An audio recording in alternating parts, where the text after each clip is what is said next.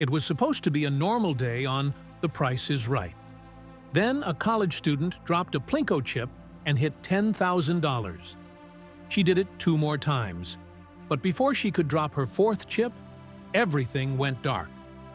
A producer grabbed the chip midair and yelled, "The game is fixed!" The audience froze in shock. For 15 minutes, nobody spoke. This secret disaster nearly destroyed America's favorite game show forever, and CBS fought desperately to keep it hidden.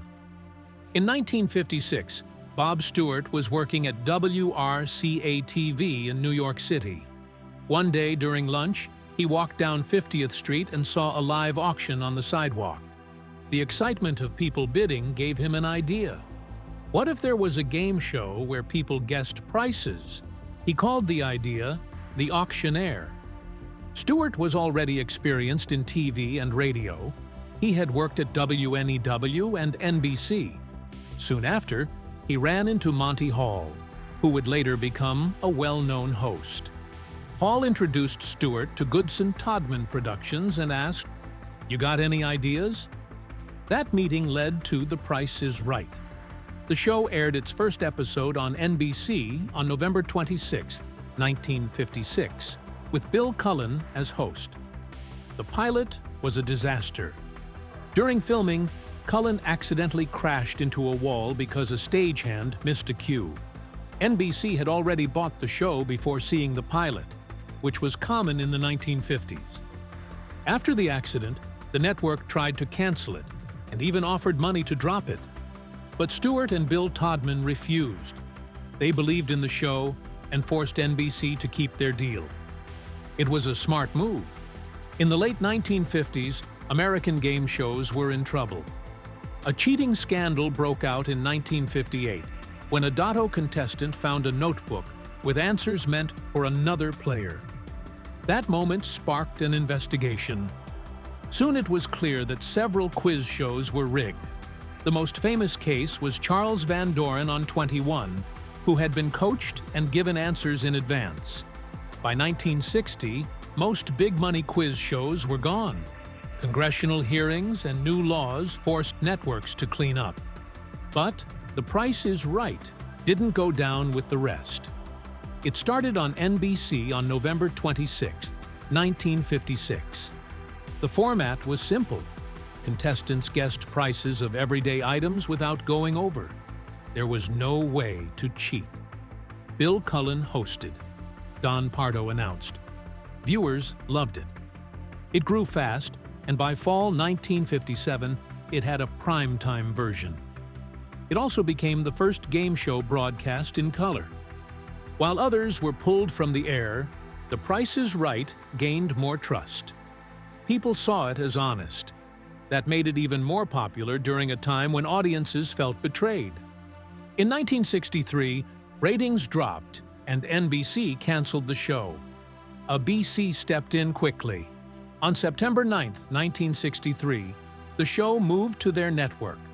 They made some changes. Johnny Gilbert replaced Don Pardo. Celebrity guests joined the show and played for random audience members.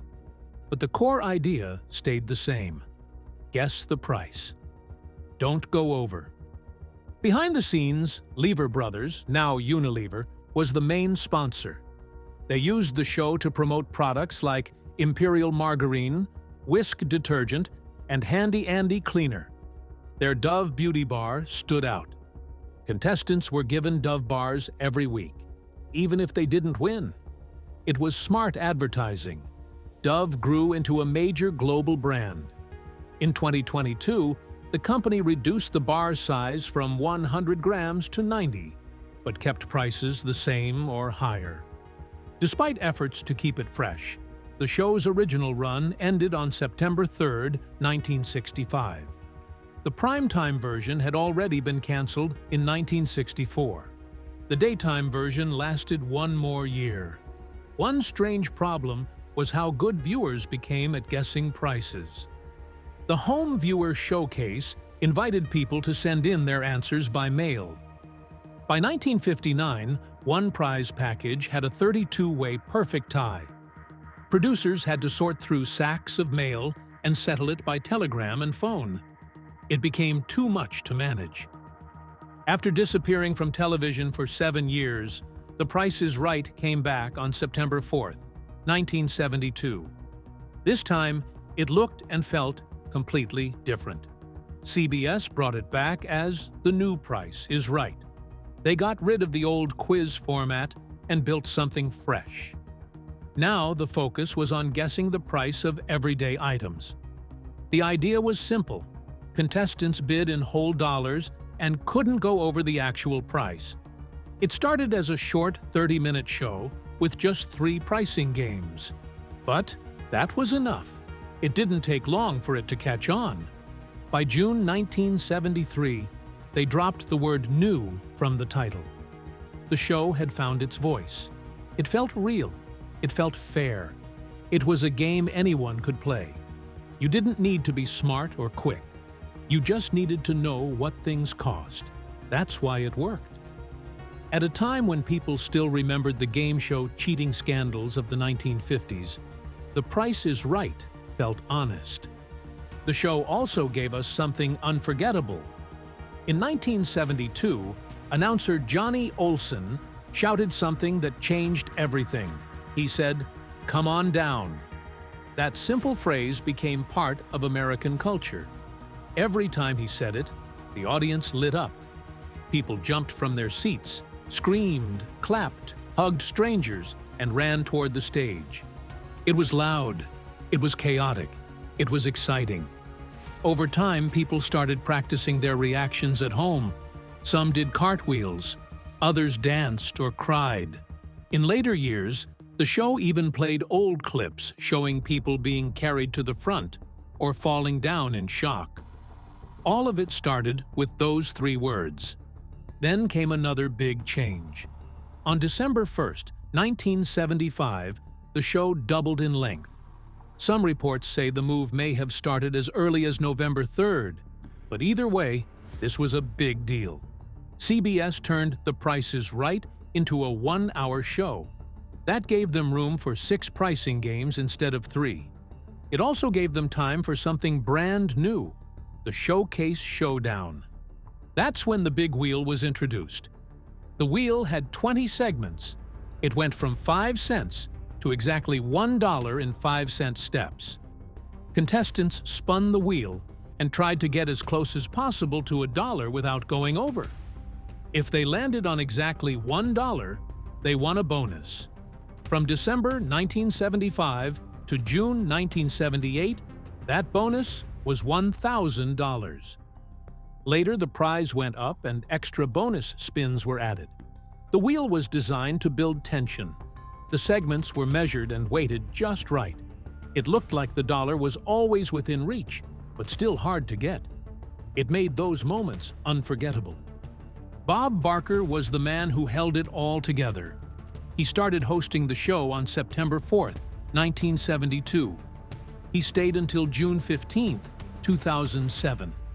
That's exactly 6,586 episodes.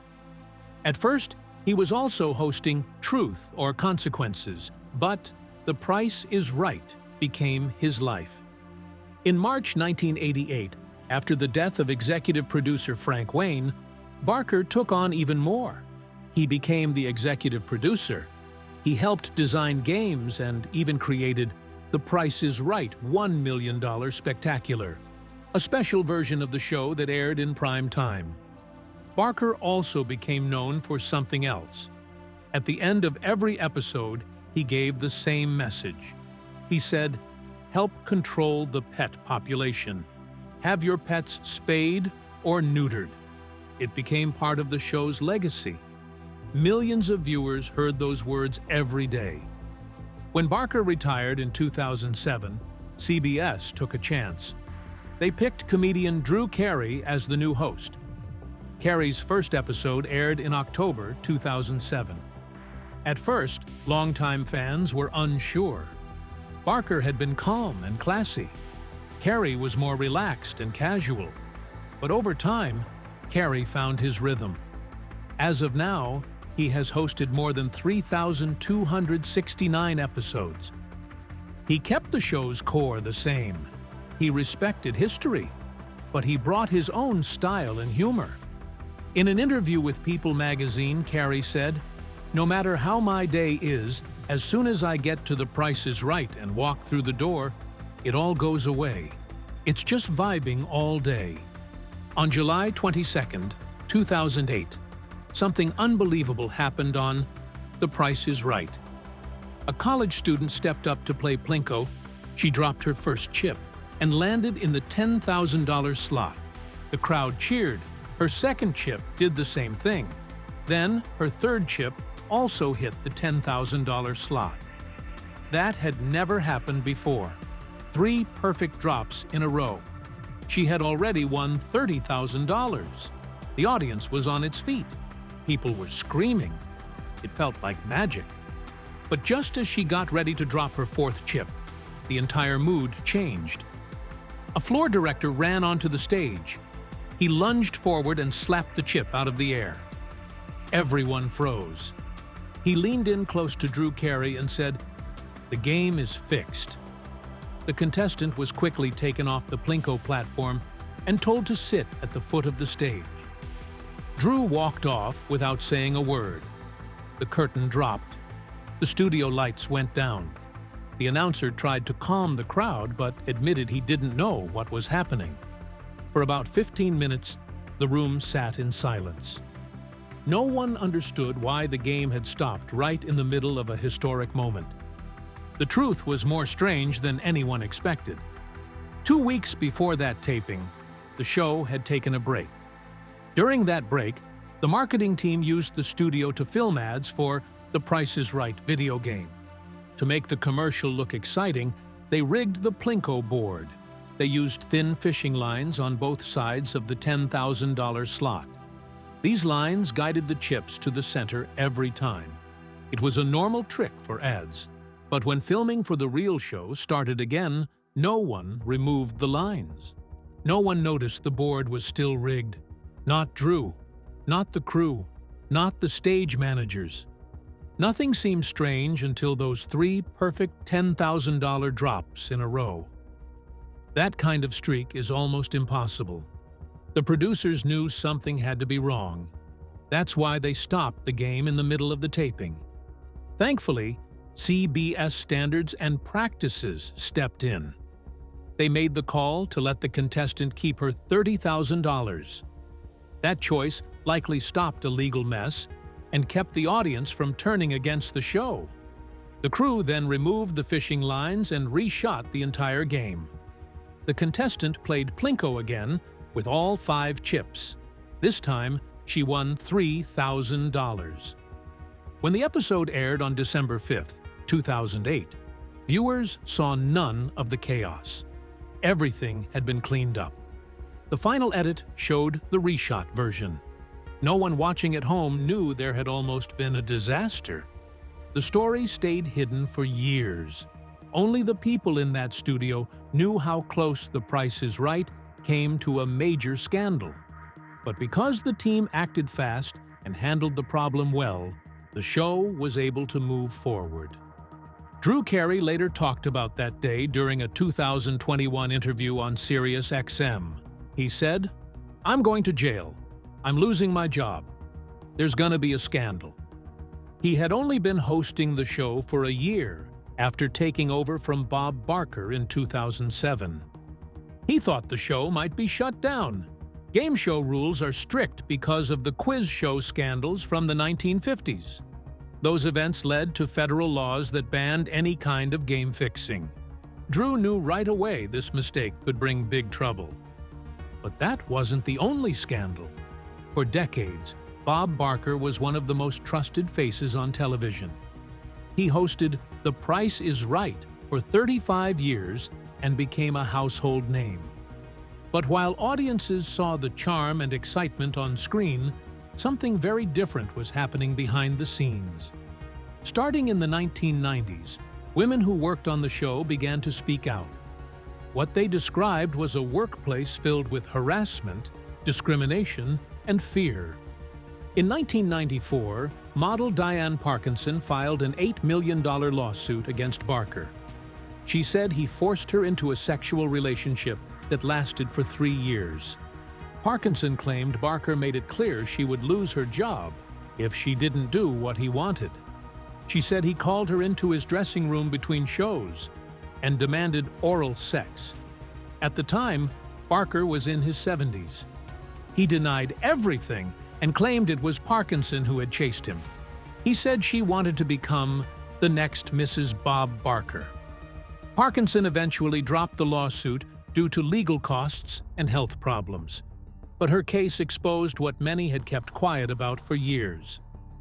Another model, Holly Hallstrom, was fired in 1995.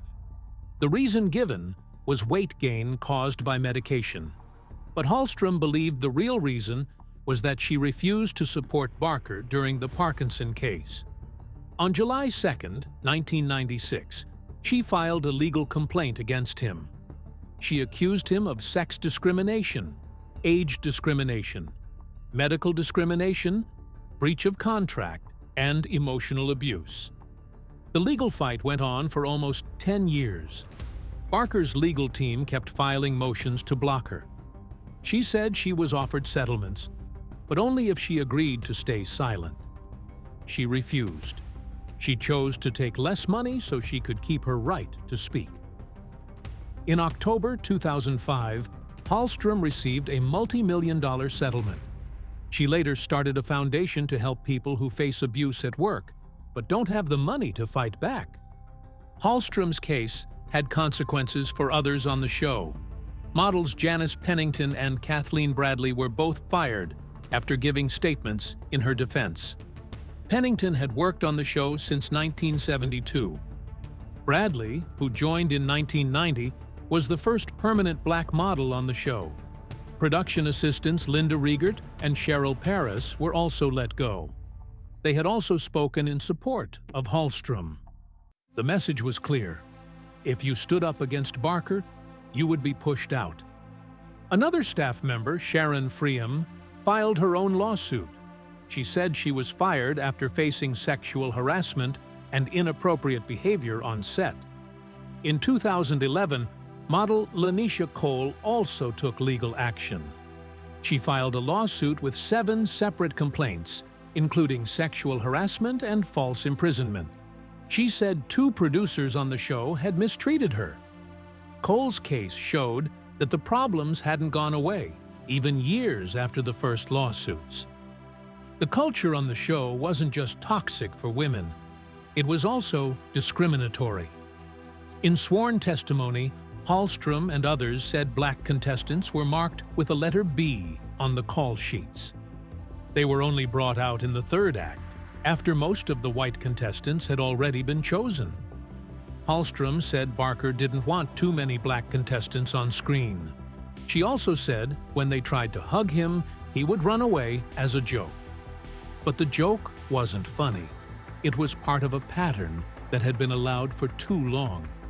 In 2007, 4 months after Barker retired, a longtime staff member took a stand. Deborah Curling had worked as a contestant screener for 24 years. She filed a lawsuit for racial discrimination, sexual harassment, and emotional abuse. She said the culture on the show had pushed her to the breaking point. Behind the smiling host and the colorful set, the people working on The Price is Right were dealing with something very different. The lawsuits showed a pattern of abuse and silence. Some lost their jobs, some lost their health, others lost years of their lives fighting legal battles they never wanted. Drew Carey took over The Price is Right in 2007. For years, he was seen as a friendly and funny host. He smiled through every spin of the wheel and joked with every contestant. But in 2025, that image started to fall apart. On March 21st, multiple sources came forward with serious claims. They said Carey had created a toxic work environment. According to staff members, he often yelled at people on set.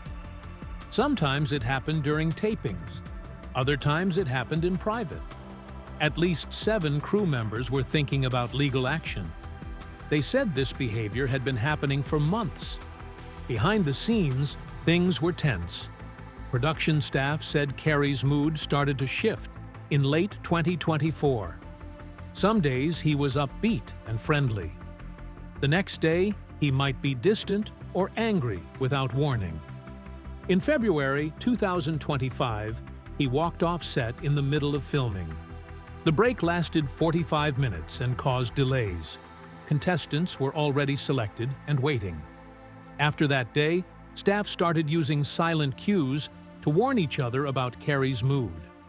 3 longtime crew members left in early 2025. Each of them said it was because the workplace had become hostile. Even the show itself began to feel off. On December 12, 2024, one episode stood out for all the wrong reasons. It quickly went viral online. 2 contestants on Bidders Row gave the exact same bid. One person guessed $1,000, as if that were a real amount. During Safecrackers, a contestant couldn't follow the basic rules. Carey had to explain them more than once. After winning a television, she asked, "Oh, I did? Where is it?" Another contestant on Pushover ignored the crowd and pushed every block off the stand. No one could believe it. Only one person named Linda managed to win her pricing game.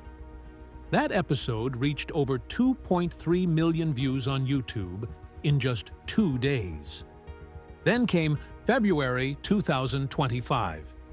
In one episode, the show asked contestants to guess the price of an iPhone 6. The first person said $7,500. The second guessed $7,501. The actual price was $1,969. The crowd gasped. Carey looked at the camera and said, "I hope the marketing people at Apple are watching this." The audience laughed, but the internet had mixed reactions. Some thought it was funny. Others felt Carey went too far. They didn't like seeing the host make fun of contestants on national TV. That clip hit over 300,000 views in just 24 hours. A smaller controversy happened on November 20th, 2024. A contestant named Agnes was playing Line M Up. She had to arrange numbers to win a car. After her first guess, Carey said, "You have to change this to a 2 because the 4 is wrong." Then the crowd began shouting. Carey told her, "They want you to make this a 0. When she asked if that was right, he repeated it. Agnes made the change and won. One fan later accused Carey of helping too much. CBS didn't say anything about the moment, but people on the crew said it wasn't against the rules. Hosts are not supposed to guide players, but there's no rule about repeating what the audience says. On October 23, 2024, The Price is Right aired what fans quickly called one of its worst showcase rounds in years. The 2 finalists, Anissa and Luis, had made it all the way to the end. But when the curtain lifted, what they saw didn't match the moment. The first showcase offered trips to New Orleans, Iceland, and Ireland. Nice destinations on their own, but longtime viewers noticed something missing. No beach, no tropical paradise, not even a luxury resort. The second showcase didn't help either. It included a set of diamond jewelry, a sound system, and a Mitsubishi Mirage. That car, according to fans online, was the cheapest ever featured on the show. Anissa looked crushed on camera. And it wasn't just her. Social media exploded. Viewers accused the producers of cutting corners, trying to save money ahead of the show's 10,000th episode in February 2025. Some called it a betrayal of the game's legacy. Others just called it lazy. Either way, the damage was done. The showcase had let people down. That wasn't the only controversy that season. In another episode, longtime announcer Rich Fields made a simple mistake. While describing a prize package, He called an HP computer a Dell. Harmless, right? Not on this show. The Price is Right has a strict rule. If a prize is described incorrectly, the contestant gets whatever was announced, not what was actually shown. That one word slip cost the show thousands of dollars, and it came with a twist.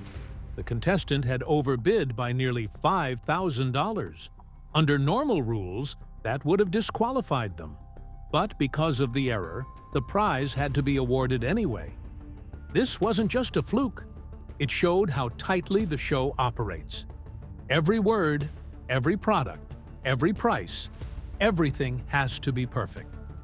One small mistake can throw everything off and cost real money. But the biggest shock often comes after the game. Contestants may leave the stage smiling, but reality hits once the tax letter arrives. Every prize on the show is taxed based on its full retail value, and it all starts with California state taxes. The money is due before the contestant can even touch their prize. That moment of joy can turn into panic. In 2013, schoolteacher Sherry Heil won a $157,300 Audi R8 Spider. At the time, it was the most expensive prize in the show's history. Then came the bill.